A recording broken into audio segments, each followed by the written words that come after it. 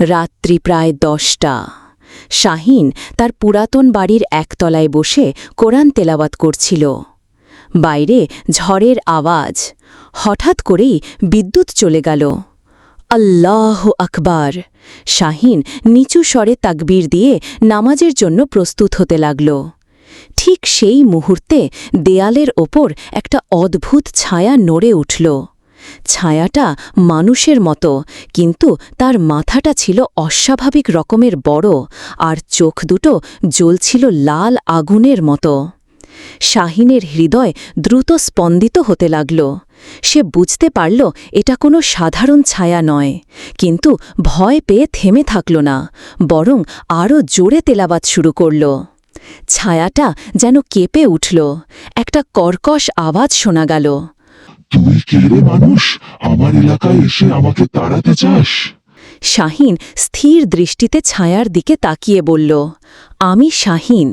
এই বাড়িতে আমার দাদার আমল থেকেই আমাদের পরিবার থাকে। তুমি কে? ছায়াটা ধীরে ধীরে একটা বিকৃত মানুষের আকার নিল। তার মুখ ছিল ভয়ঙ্কর, দাঁত ছিল তীক্ষ্ণ, আর চোখ থেকে বেরোচ্ছিল লাল আগুন। আমি জালাল। এই বাড়িতে ৩০০ বছর ধরে আমি বাস করি। তোমার দাদা বাবা সবাই আমাকে ভয় করত, কিন্তু তুমি অন্যরকম। জালাল এগিয়ে এলো।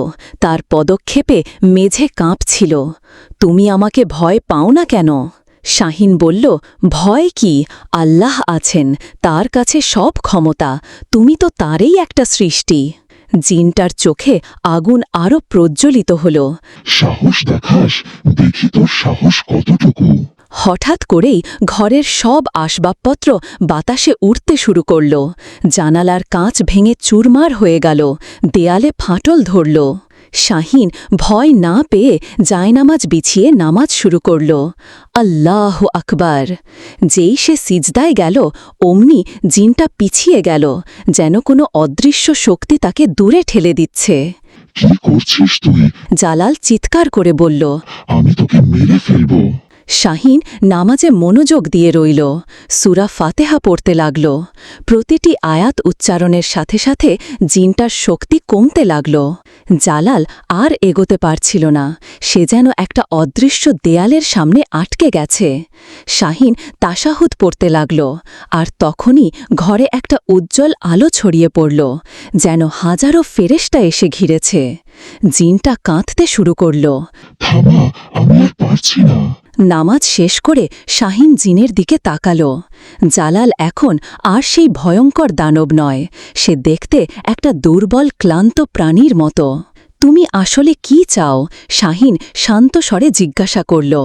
জালাল মাথা নিচু করে বলল, আমি এই বাড়িতে আটকা পড়ে আছি ৩০০ বছর ধরে।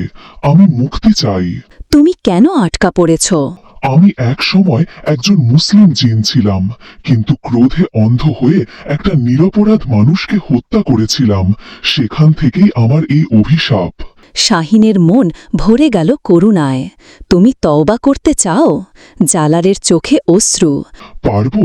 আল্লাহ কি আমাকে ক্ষমা করবেন? অবশ্যই, আল্লাহ রহমানুর রহিম।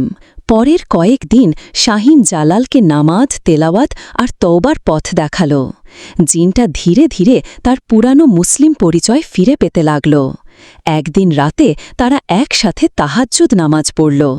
শাহিন দেখল জালাল কাঁদছে, অনুশোচনায় ভেঙে পড়েছে। আল্লাহ, আমি তওবা করছি, আমাকে ক্ষমা করো। জালাল কান্নার সাথে দোয়া করল। হঠাৎ ঘরে একটা স্বর্গীয় আলো নেমে এলো। একটা নুরানি কণ্ঠস্বর শোনা গেল। তোমার তওবা কবুল হয়েছে জালাল, তুমি মুক্ত। জালালের চেহারা পরিবর্তন হয়ে গেল। এখন সে দেখতে একজন নুরানি জিন, যার মুখে শান্তির আভা। শাহিন ভাই, আমি এখন যেতে পারি। তুমি আমাকে সঠিক পথ দেখিয়েছ। শাহিন বলল, এটা আল্লাহর মেহেরবানি, আমি শুধু মাধ্যম ছিলাম। কিন্তু তুমি ভয় পেলে না? অন্য মানুষেরা আমাকে দেখে পালিয়ে যেত। নামাজ আমাকে শক্তি দিয়েছে, কোরআনের তেলাওয়াত আমার হৃদয়ে সাহস এনেছে। আল্লাহর স্মরণ সব ভয় দূর করে দেয়। জালাল শেষবারের মতো সিজদা করল। তারপর একটা উজ্জ্বল আলোতে মিলিয়ে গেল।